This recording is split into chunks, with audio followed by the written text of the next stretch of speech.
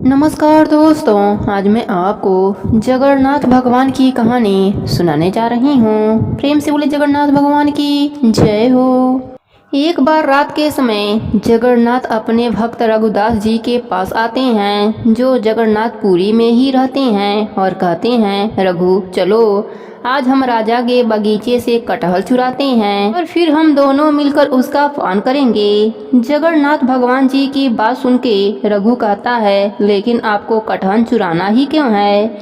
यदि आप कटहल खाना चाहते हैं तो मैं राजा से कहकर आपके लिए कटहल लेकर आऊँगा।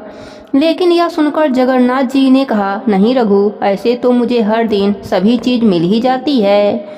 ऐसे तो मेरे पास किसी भी चीज़ की कमी नहीं। ऐसे तो मेरी मैया यशोदा मेरे लिए इतना माखन मलाई बनाती है और खिलाती भी है, लेकिन फिर भी माई गोपियों के घर माखन चुराने जाता हूँ। पता है क्यों? क्योंकि चुरा के खाने में जो आनंद आता है उसका स्वाद कुछ अलग ही है। इसका आनंद आसानी से मिलने वाली चीजों में नहीं मिलता। इसलिए मैं चाहता हूँ आज मैं तुम्हें भी इस आनंद की अनुभूति कराऊं। रघुदास ने कहा, नहीं, मुझे ऐसी कोई अनुभूति नहीं करनी। अगर राजा को इस बात का पता चल जाए तो वह आपको कुछ नहीं कहेगा, लेकिन मेरा क्या होगा यह तो सोचिए।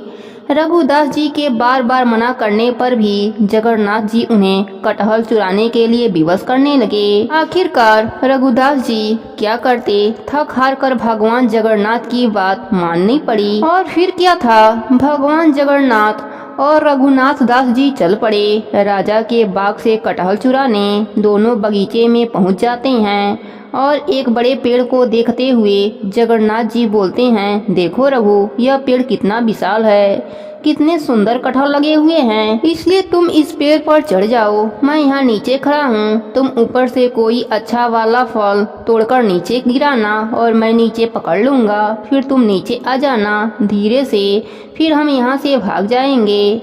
अब रघुदास जी इसमें क्या बोलते, भगवान तो पहले से ही इन सब कामों में प्रवीण हैं। माखन चुराना हो या कटहल चुराना हो, अपने भक्तों का मन उनसे अच्छा कौन जान सकता है। फिर क्या था, रघुदास जी चढ़ गए कटहल के पेड़ पर। उन्हें एक अच्छा बड़ा सा एक कटहल तोड़ लिया और नीचे आवाज लगाई, जगन्नाथ जी आप तैयार हैं? मैं फल नीचे फेंक रहा हूँ, उसे पकड़ लेना।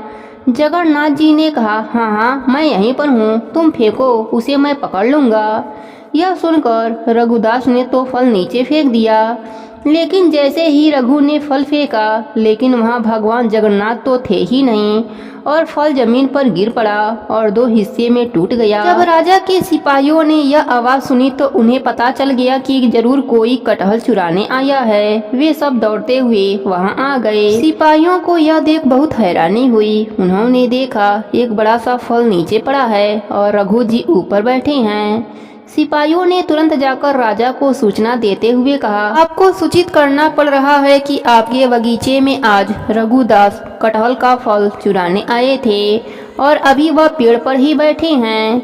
यह बात सुनकर राजा को बहुत आश्चर्य हुआ कि रघुदास जी कटहल चुराने कैसे आ सकते हैं। ऐसा सोचते हुए राजा तुरंत वहां पहुंच गए। जब राजा ने जाकर देखा तो रघु जी अभी भी पेड़ पर ही बैठे थे। राजा ने रघुदास जी को नीचे आने के लिए कहा। फिर राजा ने उनसे पूछा कि मेरे प्रिय गुरु भक्त रघुदास जी, अगर आपको कटहल खाने की इच्छा थी, आपने इतनी रात को मेरे बगीचे में आने का कष्ट क्यों किया? अगर आप कहते तो मैं यह फल आपकी कुटिया में भिजवा देता। अब रघुदास जी क्या उत्तर देते? उन्होंने राजा को जगन्नाथ जी की सारी बात बताई कि किस प्रकार जगन्नाथ जी ने उन्हें चोरी करने के लिए कहा था और फिर वह खुद मुझे यहाँ अकेला छोड़कर गायब हो गए। राजा और सिपाही सभी लोग हंसने लगे कि सभी लोगों ने जगन्नाथ और रघु जी की इस लीला का आनंद लिया। राजा भाव विभोर होकर रघुदास जी के चरण में पड़ गए और अपने इस बात से खुश होकर कि भगवान को मेरे बगीचे के कटहल इतने पसंद हैं, उन्हें पूरा बगीचा भगवान जगन्नाथ जी के नाम कर दिया।